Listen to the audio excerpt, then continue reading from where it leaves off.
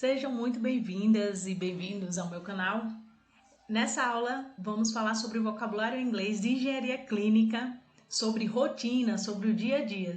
Se você não assistiu a primeira e a segunda aula, que foi sobre equipamentos e ferramentas, vou deixar o link na descrição para vocês terem acesso, tá bom? Então vamos começar. A primeira palavra que eu trouxe aqui é essa aqui, Asset Number. Asset Number é o código de identificação de cada equipamento. Então, é muitíssimo importante ter esse número, que é um número de patrimônio. Ela é essencial aí para a organização, a rastreabilidade, o controle de custo e segurança. O Asset Number é como se fosse o CPF do equipamento. Então, cada equipamento tem um número distinto, evitando aí confusão entre os aparelhos que são iguais. Então, eu trouxe até um exemplo aqui de duas bombas de infusão de modelos e marcas exatamente iguais. Como é que eu faço para identificar cada uma delas? Através do Asset Number. Então, eu coloco aí o nome do hospital, Hospital Name, e aqui é um número de identificação única desse aparelho aqui. Deixa eu botar aqui. E esse segundo aqui é um número diferente, distinto. E aí, esse número aqui pertence a esse. Então, é uma forma de eu conseguir diferenciá-lo. Então, um exemplo aqui. Se eu falo, por exemplo, verifiquei o número de patrimônio da máquina de ECG para garantir o registro da manutenção corretamente. I checked the ECG machine's asset number to ensure proper maintenance documentation. Então, é uma forma de você ter um número único de um equipamento e conseguir toda essa rastreabilidade, histórico, manutenção, quando abrir um chamado. Um exemplo prático aqui de um cenário que eu já passei foi o seguinte: estou lá na engenharia clínica, na oficina de engenharia clínica, tem um outro departamento que liga para a engenharia clínica solicitando o reparo de determinado equipamento. Então, a gente solicita esse número. Poderia me passar o Asset Number, que é o número do patrimônio? Quando a pessoa passa, eu já consigo puxar o histórico, consigo ver as manutenções anteriores, consigo entender melhor o que esse equipamento pode apresentar, eu consigo mais facilmente ter acesso às informações pertinentes daquele equipamento, entende? Vamos para a segunda palavra. Eita, vou tirar daqui. Aqui as pessoas chamam muito, aqui né? Aqui não, já tô no Brasil, gente. Lá as pessoas chamavam muito do IPM. Ninguém fala, poderia fazer, é difícil. Inspection and Preventive Maintenance, todo mundo fala IPM. É curto, é mais fácil, é a famosa manutenção preventiva. É uma manutenção que é programada, né, feita regularmente, seja anualmente, seja a cada 6 meses. Então, tudo que é feito, né, de forma programada para essas manutenções, a gente chama de IPM, né, a manutenção preventiva dos equipamentos. Trouxe aqui também a bomba de infusão como exemplo. Aqui, como eu expliquei no slide anterior, é o Asset Number. E tem outra etiqueta muito importante no equipamento, que é a IPM Do Label. Do aqui é como se fosse previsto, então, label etiqueta. Então, uma etiqueta de manutenção preventiva, né, de inspeção e manutenção preventiva prevista. Então, geralmente, é desse modelo aqui, essa etiqueta. Então, é importante ter tanto essa etiqueta do Asset Number, quanto IPM do Label, de forma visível, que seja fácil de visualizar. Não colocar a etiqueta escondida, colocar em um local que seja de fácil visualização e também que não atrapalhe o uso do equipamento. Por exemplo, aqui a gente geralmente colocava na frente, aqui, ó. Não colocava aqui, porque aqui é um ponto de uma trava que você vai destravar ou travar essa parte da bomba de fusão. Então, atrapalharia. Então, a gente coloca de uma forma visível, mas que não atrapalhe o funcionamento, o uso do equipamento. Okay? Então, essas são importantes. Aproveitando aqui, né, estou falando sobre manutenção preventiva, eu vou falar um pouquinho mais sobre essa etiqueta de manutenção preventiva programada. O que ela tem, né? Geralmente ela é dessa forma aqui.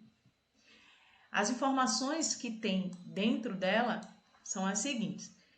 Primeira é o setor que é responsável, Clinical Engineering, então engenharia clínica, né? Muito importante a segunda parte aqui, que é o tested to. Então, testado conforme, de acordo com qual norma, com qual regulamento que você fez esse teste, né? Fez essa manutenção preventiva. Então, eles sempre colocam aqui a norma que rege essa manutenção preventiva, né? Aí abaixo tem desempenho verificado, performance, ou performance mesmo, né? Verified, que foi verificado. Coloca next do, que é a próxima manutenção prevista, e você põe aqui a próxima data, né? Por exemplo, se em 2000 você fez no mês 6 de 2025 e é a cada ano, após você ter feito todo a IPM, né, a inspeção e a manutenção preventiva, você vai colocar aqui 06 de 2026, que é anual, é no próximo ano, e fica lá de fácil visualização para todos os usuários. Eu quis abordar mais um pouquinho para destrinchar mais sobre as informações dentro dessa etiqueta de manutenção preventiva. Por exemplo, aqui, né, se eu quiser falar assim, hoje realizamos inspeção e manutenção preventiva em todos os oxímetros para evitar falhas futuras. Então, é uma forma de você utilizar aí no dia a dia. Estou dando um exemplo aqui, exemplo do cotidiano, da vida diária da engenharia clínica, que são as palavras que mais utiliza, tá? Outra palavra aqui, overdue. Overdue significa que algo deveria ter sido feito até uma determinada data, mas essa data já passou e ainda não foi concluído, ou seja, algo que está atrasado. Então, se eu tiver lá na etiqueta lá, estamos agora em fevereiro de 2026, está lá 01 de 2026, era para ter feito em janeiro. Não foi feito. Então, essa manutenção preventiva, a gente pode falar que está overdue, que deveria ter sido feito, não foi feito, passou. Então, é isso aí. E aqui eu coloquei em inglês o mesmo significado, né?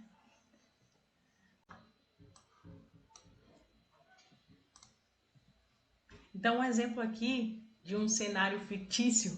Você está verificando os equipamentos e percebe que um deles está com a data de manutenção vencida, atrasada, né? Como você falaria? Tem diversas formas de falar isso, né? Uma delas é: This equipment is overdue for maintenance. The maintenance date for this equipment is overdue. Então, a data da manutenção para esse equipamento está atrasada.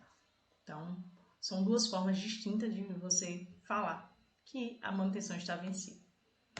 Outra palavra, fault. Essa daqui, todos os equipamentos que vêm para manutenção corretiva, ele vem com fault. Então, significa que um equipamento ou componente apresenta um defeito ou falha, não funciona corretamente ou opera fora, né, das especificações esperadas, podendo comprometer o desempenho, a segurança ou a confiabilidade. Então, um exemplo prático é de um termômetro. Tem um termômetro que se chama termômetro timpânico. Se você não assistiu a aula de equipamentos, assiste lá que vocês vão entender o que eu estou falando. Que é um equipamento que mede a temperatura através do ouvido.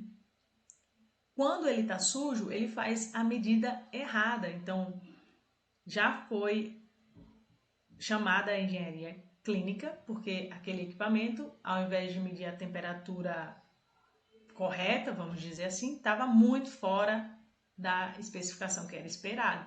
Então estava dando, sei lá, 2 graus, sabe? Para estar 2 graus, né, a pessoa estava viva. Então, ficou fora da especificação, chamou a engenharia, porque estava com um fault, né? Estava fora da especificação, não estava funcionando, estava defeituoso. É basicamente isso que fault significa, defeituoso, né? Então, um exemplo aqui que você queira falar, por exemplo, encontramos um cabo de energia defeituoso na unidade de fornecimento de energia que precisava de substituição imediata. Então, é uma forma de falar aqui. We found the fault for a cable in the oxygen unit delivery that needed immediate replacement. Então, é uma forma de você utilizar essa palavra no seu dia a dia também. Outra palavra, work order. Eu pensava que ordem de serviço, que comumente é chamada, né, na engenharia clínica, seria service order, mas é work order.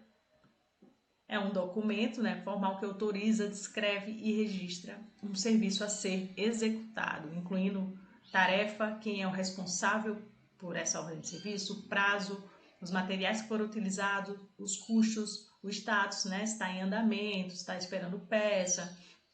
Então, a ordem de serviço, né, seria a nossa ordem de serviço.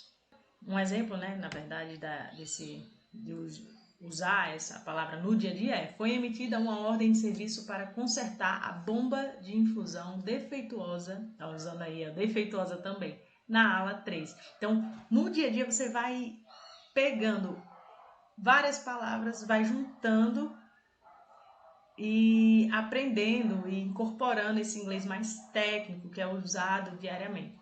Então, nessa frase aqui, por exemplo, já está usando defeituosa, que a gente já viu anteriormente. E é assim, no dia a dia você vai aprendendo uma palavra nova, algo novo, uma forma de falar diferente, e aí você vai pegando inglês no dia a dia.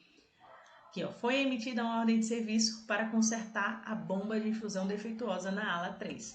Então, a work order was issued to repair the fault infusion pump in ward 3. A gente abre em ordem de serviço, voltando um pouquinho, né?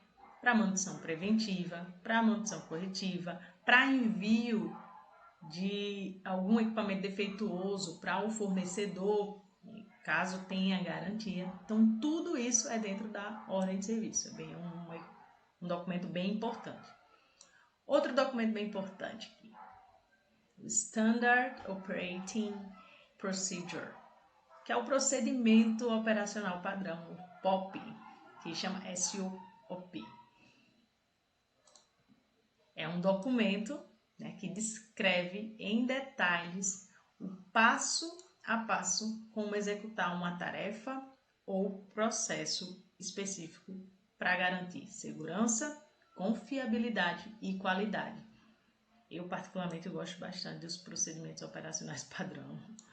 Eu sou apta a ele porque facilita muito o dia a dia. E graças a esses POPs, esses procedimentos operacionais padrão, eu consegui absorver bastante coisa nesse estágio, porque eles utilizam para todas as atividades, todas as tarefas, todos os processos têm um procedimento operacional padrão.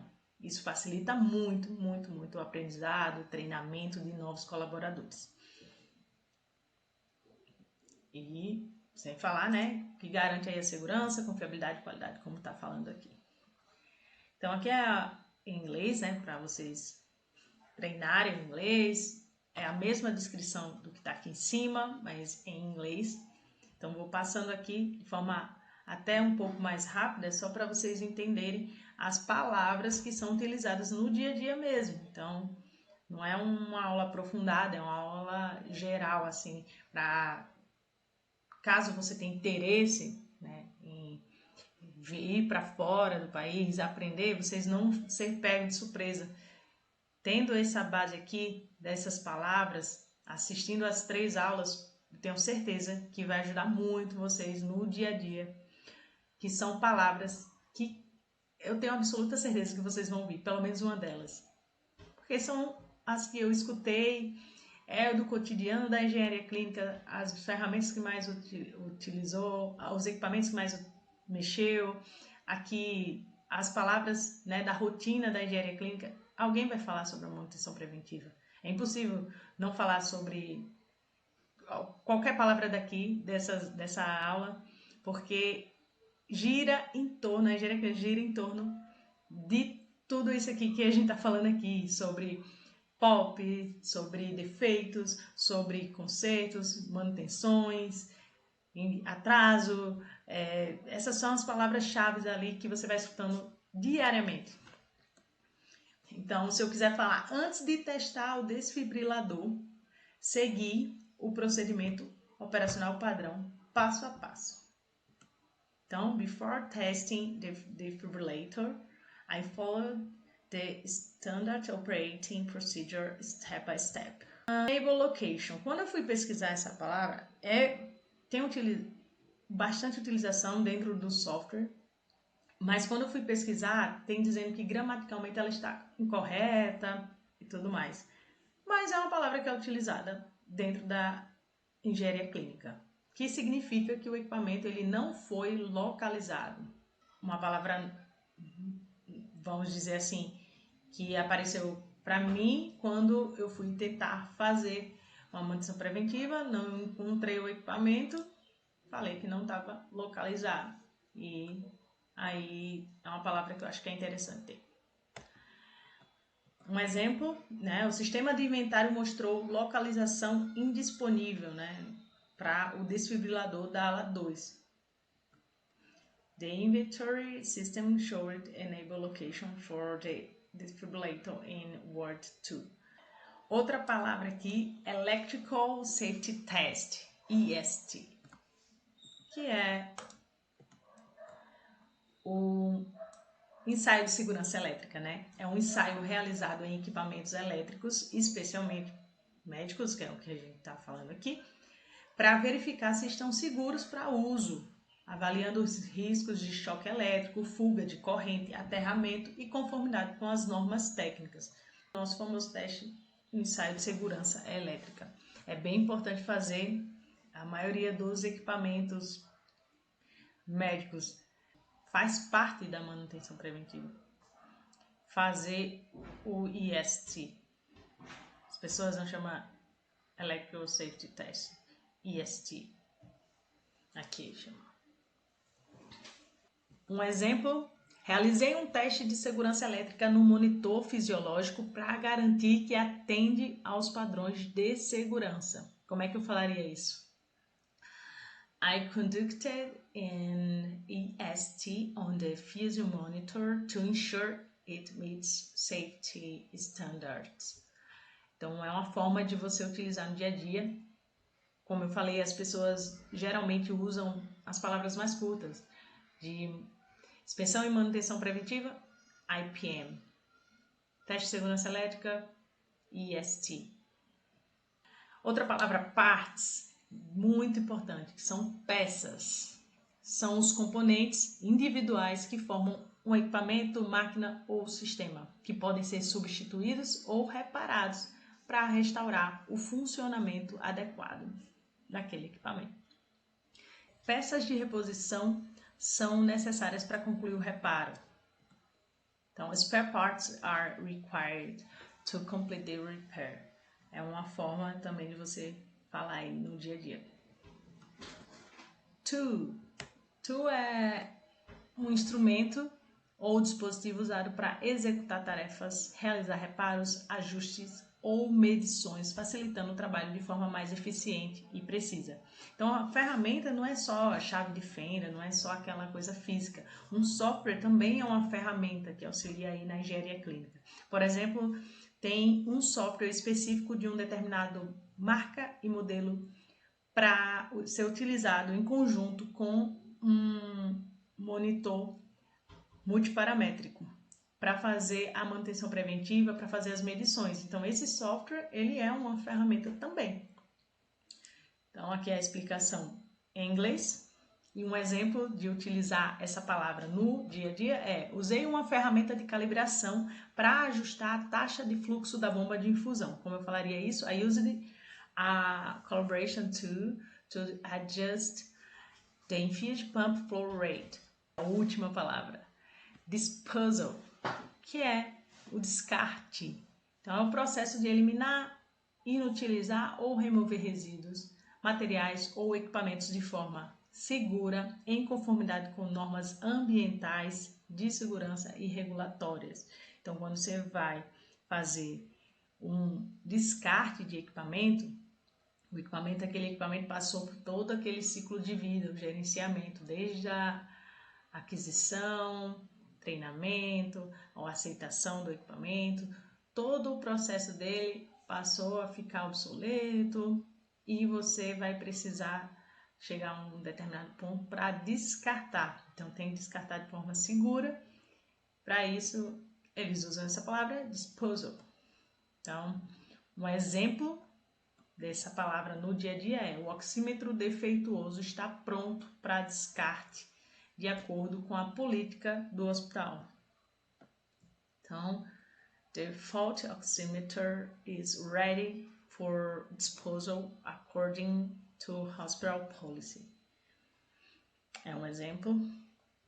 E aqui vamos revisar tudo que vimos hoje, as palavras novas da rotina, do dia a dia da engenharia clínica. Foram 12 palavras, até que bastante para um primeiro momento. Espero que ajude vocês aí nos estudos de vocês, enfim. Então, vamos revisar. Primeiro, asset number. Segundo, inspection and preventive maintenance, que é a famosa IPM. IPM due label, overdue, faulty, work order.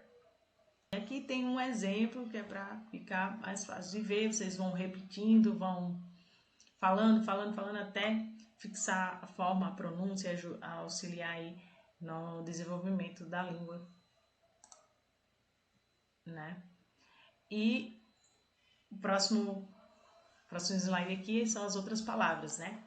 Standard Operating Procedure, SOP, Enable Location, Electrical Safety Test, EST, Parts to Disposal. Então, aqui essas são as 12 palavras que eu vi no meu dia a dia. Espero que ajude vocês de alguma forma, tá? E até o próximo vídeo. Eu acho que agora finalizou um pouco aí a parte da parte de inglês. Foram três vídeos. O primeiro sobre equipamentos, o segundo sobre ferramentas e fechando o ciclo aí com esse terceiro vídeo sobre rotina. Então, espero que vocês aproveitem. Se tiver alguma dúvida, pode me perguntar. Aqui são os meus canais de contatos, né? Tem meu e-mail, se vocês quiserem mandar e-mail, tem meu LinkedIn e tem meu Instagram profissional, tá bom? É isso, pessoal. Espero que tenham gostado e até a próxima.